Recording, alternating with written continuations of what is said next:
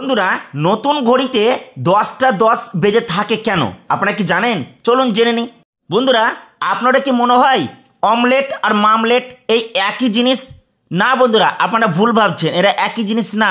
তাহলে এর পার্থক্য কি জেনে নিই। বন্ধুরা, আজকে আমরা জেনে নেব বিস্কুটের গায়ে ফুটো থাকে কেন।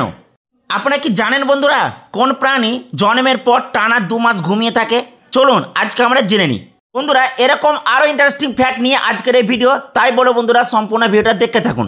বন্ধুরা, যারা আমার চ্যানেলটা সাবস্ক্রাইব করে রেখেছেন এবং ভিডিও দেখছেন তাদেরকে অসংখ্য ধন্যবাদ, এবং যারা নতুন আছেন আমার চ্যানেলটি এখনো সাবস্ক্রাইব করেননি তাহলে অবশ্যই এখনই সাবস্ক্রাইব করে দিন। সাবস্ক্রাইবের পাশে যে অল বোতামটা সেটাকে অন রাখবেন, যাতে আমি যখন নতুন কোনো ভিডিও দেবো আপনারা সঙ্গে সঙ্গে পেয়ে যাবেন, দেখে নিতে পারবেন। বন্ধুরা, প্রথমে আমরা জেনে নেব অমলেট আর মামলেটের পার্থক্য কি। ডিমের তৈরি বিভিন্ন পদ বাঙালিদের মধ্যে খুব জনপ্রিয়। মামলেট, অমলেট, পোচ ইত্যাদি সহ বেশ কয়েক ধরনের ডিমের পদ রয়েছে। তার মধ্যে হট ফেভারিট হলো ডিম ভাজা। ডিম ভাজা বলতে অনেকে অমলেট বোঝেন, আবার কেউ কেউ মামলেটও ভেবে বসেন। আসলে কিন্তু দুটো এক নয়। অমলেট বা মামলেট দুটো আলাদা পদ, কিন্তু এর পার্থক্যটা কি তা অনেকে জানেন না। অমলেট আসলে বিদেশি ডিম ভাজার পদ্ধতি, শুধু ডিমটি ভেজে পরিবেশন করা। অমলেট ভাজা হয় মাখনে, এতে আর কোনো উপকরণ দেওয়া হয় না। তবে মামলেটটা একেবারে দেশি স্টাইল। ডিমের মধ্যে পেঁয়াজ কুচি ও লঙ্কা কুচি মিশিয়ে ভাজা হয়, আর একেই বলে বাঙালির মামলেট। এটি ভাতের সঙ্গে অনায়াসে পদ হিসাবে পরিবেশন করা যায়। আজকে আপনারা এই অমলেট আর মামলেটের মধ্যে কিন্তু ভুল ধারণা রাখবেন না, আজকে জেনে গেলেন। বন্ধুরা, এবার আমরা জেনে নেব পেন্সিলের উপরে রবারের মতো এটা থাকে কেন।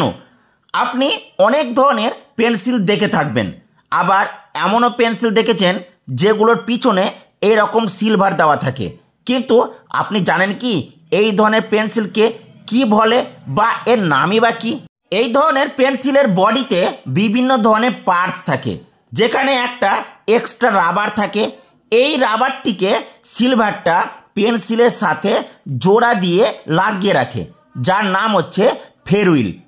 এটার মেন কাজ এটাই যে এটা রবারকে পেন্সিলের সাথে জুড়ে রাখে। কিছু ফেরুইল গোলাকার থাকে, আবার কিছু ফেরুইল অন্য ডিজাইনের থাকে। আগে বিভিন্ন ধরনের ফেরুইল ব্যবহার করা হতো, কিন্তু বর্তমানে এর ব্যবহার কমে গেছে, কারণ এখন এক্সট্রা রবারের ব্যবহার বেড়েছে। তাই বিস্কুট আমাদের দৈনন্দিন জীবনের একটা গুরুত্বপূর্ণ অংশ। অনেকেই চায়ের সঙ্গে বিস্কুট খেয়ে দিন শুরু করেন। বিস্কুটও অনেক রকমের দেখা যায়, মিষ্টি বিস্কুট, নোনতা বিস্কুট বা ক্রিম বিস্কুট ইত্যাদি। আপনি কি কখনো লক্ষ্য করেছেন যে কিছু বিস্কুটে ছোট ছোট ছিদ্র বা ফুটো থাকে? অনেক লোক বিশ্বাস করে যে বিস্কুটের ছিদ্রগুলি ডিজাইনের জন্য, কিন্তু এটাই আসল কারণ নয়। বিস্কুটের ছিদ্র করা বিস্কুট তৈরিরই একটি অংশ। বিস্কুটের গায়ে যে ছিদ্র থাকে তাকে বলা হয় ডকার। যখন আমরা একটা ঘর তৈরি করি তখন আমরা বায়ু চলাচলের জন্য জানালা রাখি, যাতে বাইরের বাতাস প্রবেশ করতে পারে। বিস্কুটের ক্ষেত্রেও তাই। বিস্কুটগুলিতে ছিদ্র করার পিছনে প্রধান কারণ হলো বেকিং, যাতে বিস্কুট সেকানোর সময় ছিদ্র থেকে বাতাস বেরিয়ে যায়। ময়দা, নুন এবং চিনি দিয়ে বিস্কুট তৈরি করা হয়। এই মিশ্রণটি একটি ছাঁচে বিছিয়ে মেশিনের নিচে রেখে মেশিনের সাহায্যে গর্ত তৈরি করা হয়। ওভেনে বিস্কুট বেক করা হলে তাপের কারণে বিস্কুট গরম হয়ে যায়। তারপর বিস্কুটে ছিদ্র তৈরি করা হয়, যাতে এই গরম বাতাস বা তাপ চলে যেতে পারে। ক্রিম বিস্কুটগুলিতে ছিদ্র করা হয় যাতে ক্রিম থেকে নির্গত বাষ্প পালাতে পারে। বিস্কুটের ছিদ্র যদি না থাকে বা যদি না করা হয় তাহলে বিস্কুট নরম হয়ে পড়বে এবং ভেঙে যাওয়ার সম্ভাবনা দেখা যাবে। এখনকার দিনে বড় বড় কনস্ট্রাকশনের কাজ জেসিবি ছাড়া অচল। এই জেসিবি নামটা সবাই জানে, কিন্তু এর ফুল ফর্ম মালিকেরাও জানেন না। আপনি কি জানেন? না জানলে আজকে ভিডিওটা দেখে নিন।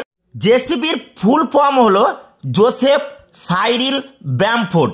ভাবছেন সেটা আবার কি? আসলে ইনি কোম্পানির প্রতিষ্ঠাতা। জেসিবি মূলত লোডার, এক্সক্যাভেটার, ট্র্যাক্টর তৈরি করে। ভারতের জেসিবি নামটি এক্সক্যাভেটারের সমার্থক হয়ে উঠেছে।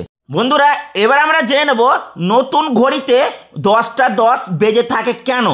যখনই আমরা দোকানে নতুন ঘড়ি কিনতে যাই, দেখি যে সবকটি ঘড়িতে একই সময় সেট করে রাখা আছে, আর সেটা হলো 10টা 10।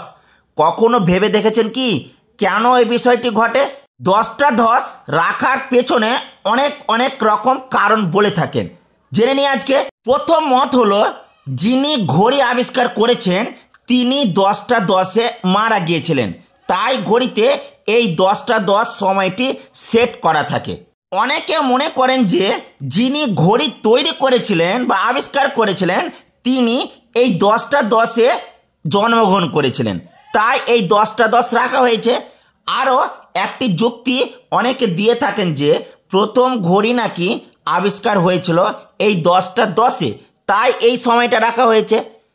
আবার কেউ বলছে 10টা 10 যদি বাজে সেটিকে অনেকটা ইংরেজি ভি অক্ষরের মতো লাগে দেখতে, আর সেটিকে ভিক্টরি চিহ্ন মনে করা হয়, তাই এই 10টা 10 রাখা হয়েছে।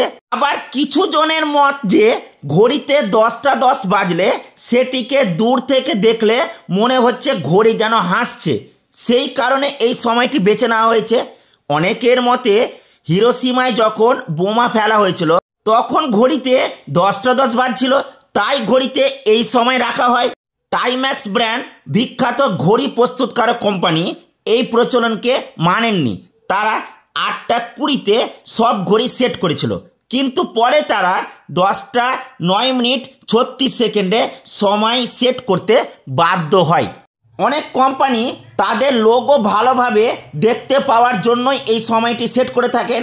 আবার কিছু মানুষ মনে করেন যে 10টা 10-এ ঘড়ির সময় সেট করা থাকলে তা ঘড়িটি দেখার ক্ষেত্রে খুব সুবিধা হয়। এত যুক্তি থাকলেও আজ অবধি কোনো একটিও যুক্তি মানুষের কাছে গ্রাহ্য হয়নি। আপনার কাছে কোন যুক্তিটা সবচেয়ে সঠিক মনে হয়েছে আপনি কমেন্ট বক্সে লিখে জানান। বন্ধুরা, এবার আমরা জেনে নেব কোন প্রাণী জন্মের পর টানা 2 মাস ঘুমায়। এই প্রাণীটি আমাদের খুব পরিচিত, ভাল্লুক। সেই প্রাণী যে জন্মের পর প্রথম 2 মাস ঘুমিয়ে কাটায়, তারপর চোখ মেলে পৃথিবীর আলো দেখে। বন্ধুরা, আশা করছি আজকের ভিডিওতে এই ফ্যাক্টগুলো আপনাদের ভালো লাগবে। যদি ভালো লাগে তাহলে অবশ্যই লাইক করবেন ভিডিওটিতে, আর যদি আপনারা এরকম কোনো ইন্টারেস্টিং ফ্যাক্ট জানতে চান তাহলে অবশ্যই কমেন্ট বক্সে লিখে জানান। আমি আপনাদের প্রশ্ন দেখে নতুন ভিডিও করার চেষ্টা করব। ভালো থাকবেন, সুস্থ থাকবেন, আমার চ্যানেলের সাথে যুক্ত থাকবেন।